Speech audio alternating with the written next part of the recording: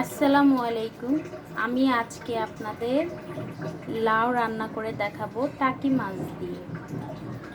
এটা সাধারণত আমরা বাসায় যেভাবে রান্না করি ওইভাবেই রান্না করে দেখাবো। তা আপনারা ধৈর্য সহকারে লাউ রান্নাটা দেখবেন। তো লাউ রান্না করতে আজকে আমাদের লাগবে লাউ, টাকি মাছ। আমি এখানে 200 গ্রামের মতো টাকি মাছ আছে। আমি এটাকে ধুয়ে লবণ হলুদ দিয়ে মেখে রেখেছি। আর লাগবে হচ্ছে আমাদের এখানে কাঁচামরিচ কুচি এবং পেঁয়াজ কুচি।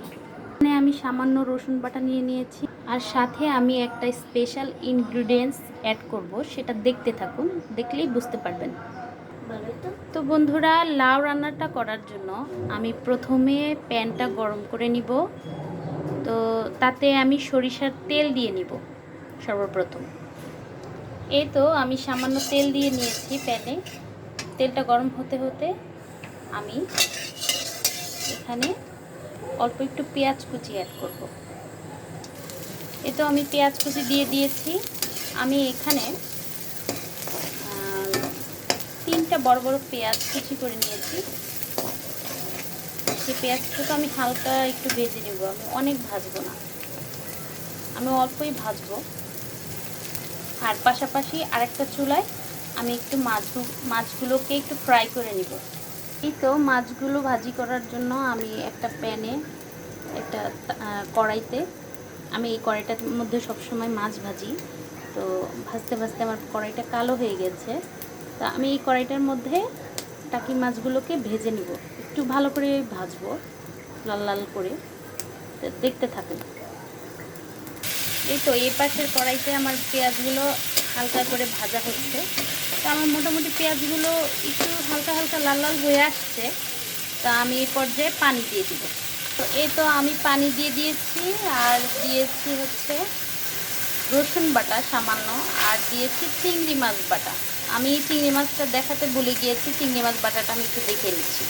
কিন্তু আমার চিংড়ি মাছ বাটা আমি এখান থেকেই 3 চা চামচের মতো চিংড়ি মাছ বাটা অ্যাড করেছি আমি আমার এই গ্রেভির মধ্যে। তো এটা আমি একটু কষিয়ে নেব। এই তো আমার গ্রেভিটা ভুনা হয়ে যাচ্ছে। এখন আমি এর মধ্যে দিয়ে দেবো 2 চা চামচ লবণ, উঁচু উঁচু করে। এই তো লবণ দিলাম, আরেক চামচ দিব, আরেকটা চামচ লবণ দিব।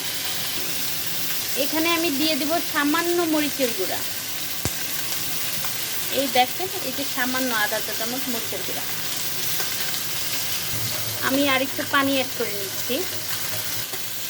এই পর্যায়ে আমি দিব হচ্ছে 1 চা চামচ হলুদের গুঁড়া।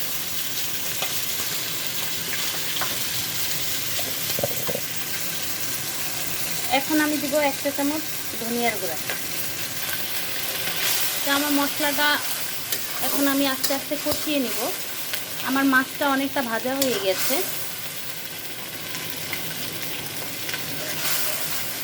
এ পর্যায়ে আমি মাছটা এটার মধ্যে দিয়ে দিব।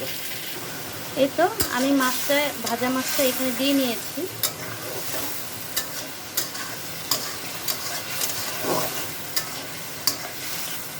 এটা একটু কষানো হইলে 2 মিনিট আমি একটু কষিয়ে নিব। তারপরে আমি লাউগুলো অ্যাড করব আস্তে আস্তে। আমি একটা ঢাকনা দিয়ে ঢেকে দিলাম। এখন আমি অপেক্ষা করব 2 মিনিট। এই তো 2 মিনিট পরে আমি ফিরে আসছি আবার। এখন আমার মাছটা অনেকটাই তেল ভেসে উঠেছে, আমার কষানো শেষ। খুব সুন্দর হয়েছে কালারটা। এখন আমি লাউটা দিয়ে দিই। এই তো লাউটা আমি অ্যাড করে দিয়েছি এই পর্যায়ে। এখন আমি আলতো করে এটাকে নেড়ে নেড়ে মিশিয়ে দিব। এই তো মিশানো শেষ। আমি একটা ঢাকনা দিয়ে এখন এই লাউটাকে ঢেকে দিব। এই তো আমি আবার ঢাকনা 2 মিনিট পরে আসলাম। এখন আমি ঢাকনাটা উঠিয়ে লাউটা নেড়ে দিয়েছি। এখন আমি একটু 1 কাপের মতো পানি অ্যাড করব এটাতে।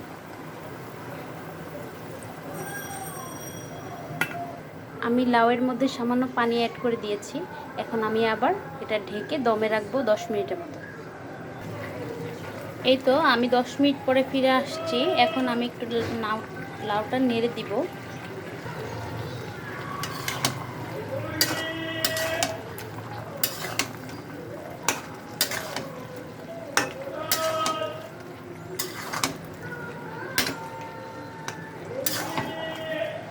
লাউটা আস্তে আস্তে সেদ্ধ হচ্ছে, আমি ঢাকনা দিয়ে আরও 5-7 মিনিট অপেক্ষা করব। তো এই পর্যায়ে লাউয়ের জালটা থাকবে একটু হাই, আমি হাই করে দিয়ে 5 থেকে 7 মিনিট অপেক্ষা করব। লাউটা অলরেডি পানি ছাড়তে শুরু করেছে, দেখে অপেক্ষা করি। এই তো 7 মিনিট পরে আমি আবার ঢাকনা উঠিয়ে নেড়ে দিচ্ছি। আমি একটু মাছগুলোকে একটু ভেঙে ভেঙে দিব। আর এই পর্যায়ে লাউটা অনেকটাই সেদ্ধ হয়ে এসেছে, লাউটা 80% সেদ্ধ হয়ে গেছে, হয়তো আর 5 মিনিট হলেই লাউটা পুরোপুরি সিদ্ধ হয়ে যাবে 100%। তো আমি এই পর্যায়ে কাঁচামরিচটা অ্যাড করে দেব। আমি এখানে বেশ কিছু কাঁচামরিচ ফালি করে রেখেছিলাম, সেগুলো আমি দিয়ে দিলাম। দেখেন লাউয়ের কালারটা কত সুন্দর এসেছে। তো আমি এটাকে আরও ঢেকে 5 মিনিট রান্না করব। এই তো 5 মিনিট পরে আমি আবার ঢাকনা উঠালাম। এখন আমার লাউটা 100% সেদ্ধ হয়ে গেছে, আমি এখন নেড়ে দিব। এই তো আমার লাউটা আমি নেড়ে দিলাম। এখন আমার লাউটা অনেক সুন্দর সেদ্ধ হয়ে গেছে।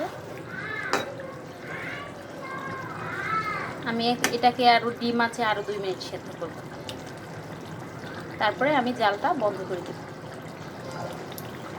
এই তো আমার লাউ রান্নাটা হয়ে গেছে, দেখতেই পাচ্ছেন। আমি এই পর্যায়ে লাউয়ের জালটা বন্ধ করে দেব। আর দেখেন আমার লাউয়ের কালারটা কত সুন্দর হয়েছে। আর ধনিয়া পাতা অ্যাড করলে, ইচ্ছা করলে আপনারা অ্যাড করতে পারেন। আমার কাছে ধনিয়া পাতা ছিল না, তাই আমি অ্যাড করি নাই। তো দেখেন আমার লাউয়ের কাঁচামরিচ ফ্লেভারগুলো এখনও ছিল। আর হ্যাঁ, আমি কাঁচামরিচটা লাস্টের দিকে অ্যাড করেছি, কারণ কাঁচামরিচের ফ্লেভারটা তরকারিতে যেন নষ্ট না হয়ে যায়, এই কারণে আমি কাঁচামরিচটা লাস্টে অ্যাড করেছি। তো আপনারা এভাবে লাউ রান্না করে খেয়ে দেখবেন, লাউটা খুবই সুন্দর হয়েছে, খেতেও কিন্তু ভালো হয়েছিল।